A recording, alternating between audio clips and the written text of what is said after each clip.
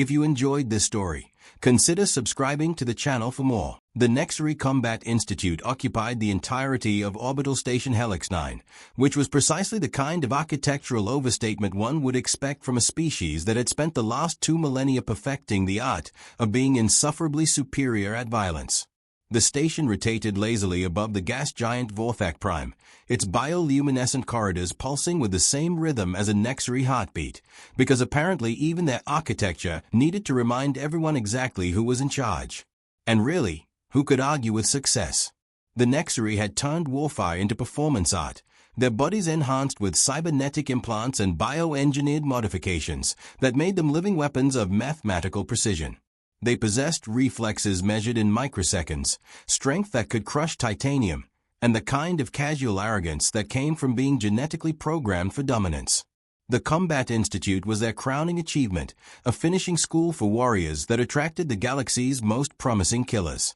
The admission process was legendarily brutal. The curriculum was designed by sadists with advanced degrees, and the graduation rate hovered somewhere around 12%.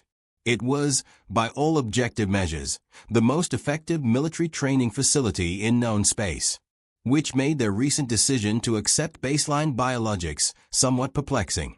Director Velthran stood in his office overlooking the primary training complex, reviewing admission statistics with the expression of someone who had discovered an interesting but potentially hazardous chemical reaction occurring in his morning beverage. The numbers were, to employ the technical term, unprecedented. "Explain to me again why we are entertaining applications from unenhanced species," he said to his aide, his voice carrying the kind of measured tone that suggested someone was about to receive a very expensive lesson in career management. Chief Administrator NYX Aurea consulted her bio-digital interface, data streams flowing across her retinal display in patterns that would have induced seizures in lesser beings. The Galactic Integration Accords, Sci. All member species must be granted equal access to military education. The politicians insisted. Politicians. Velthran repeated the word with the same inflection one might use to describe a particularly unpleasant parasitic infection. And what do these baseline biologics hope to accomplish here? Do they plan to enhance themselves to competitive standards? Negative. So, the human representative specifically declined all enhancement offers.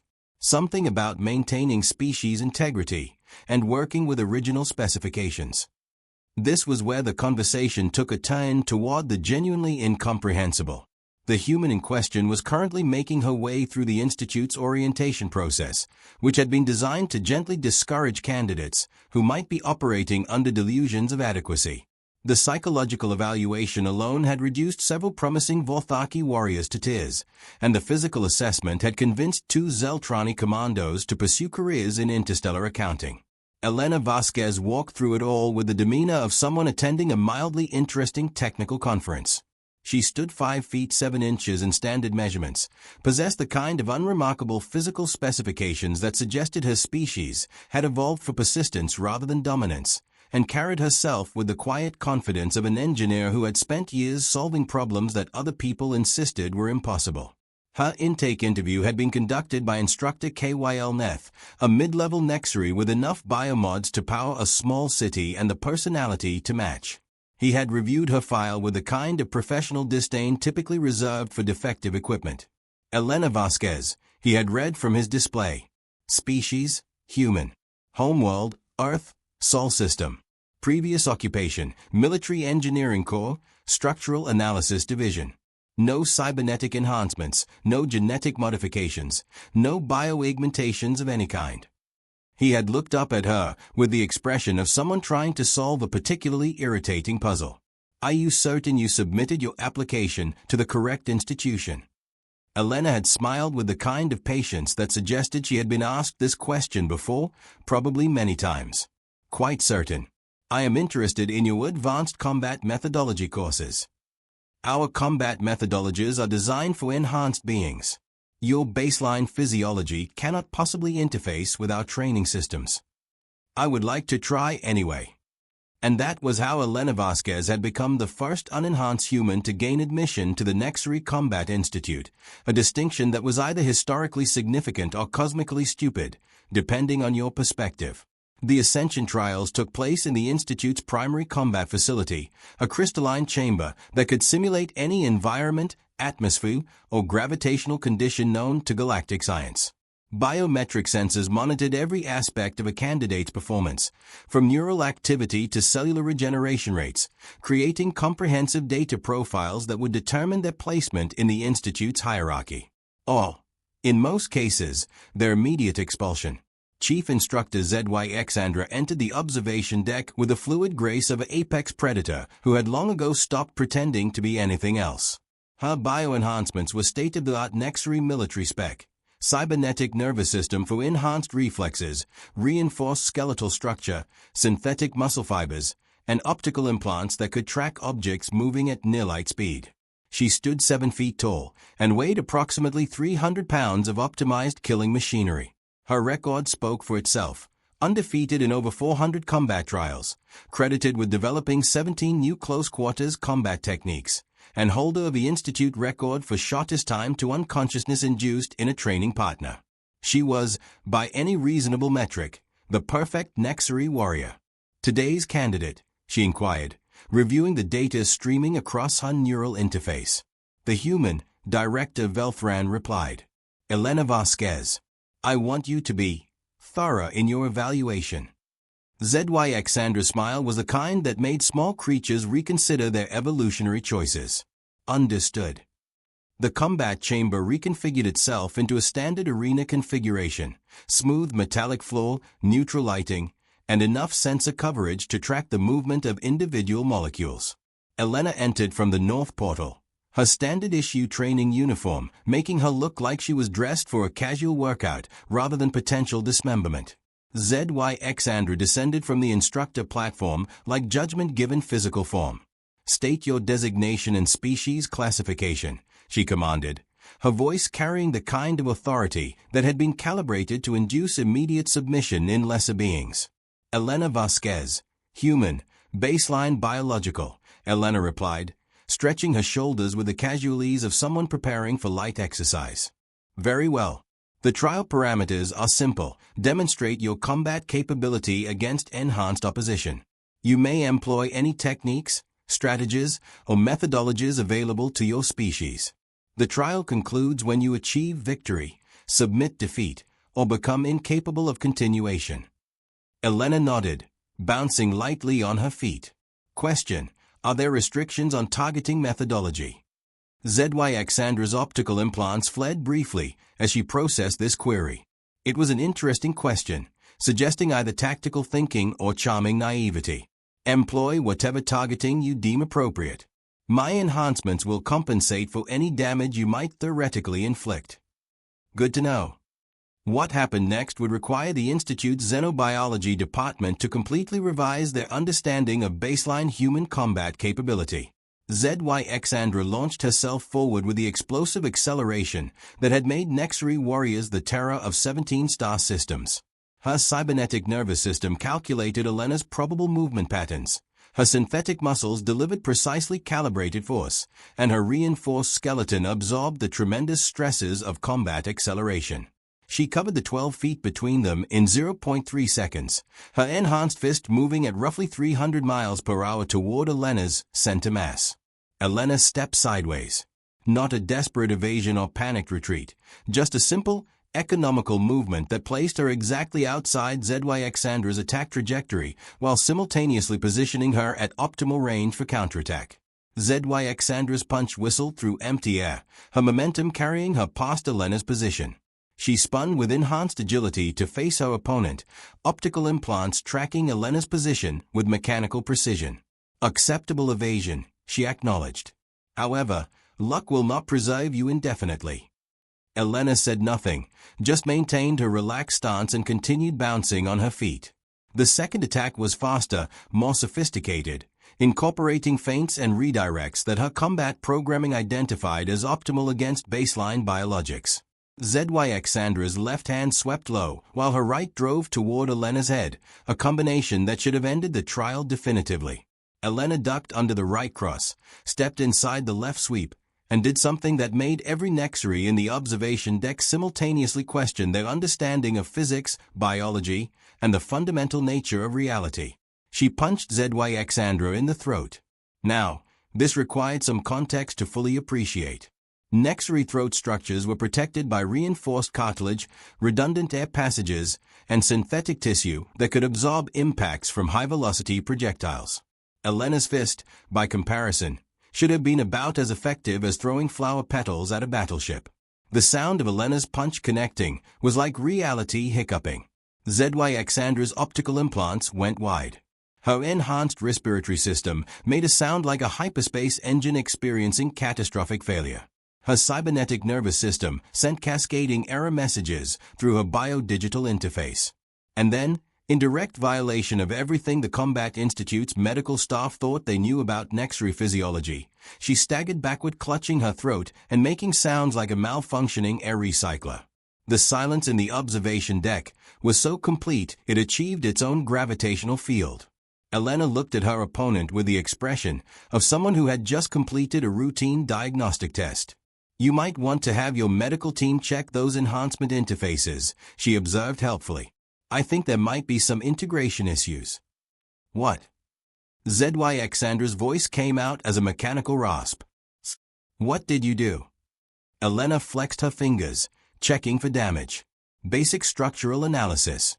Your enhancements are impressive, but they create dependency cascades throughout your biological systems. Hit the right interface point, and the whole network destabilizes."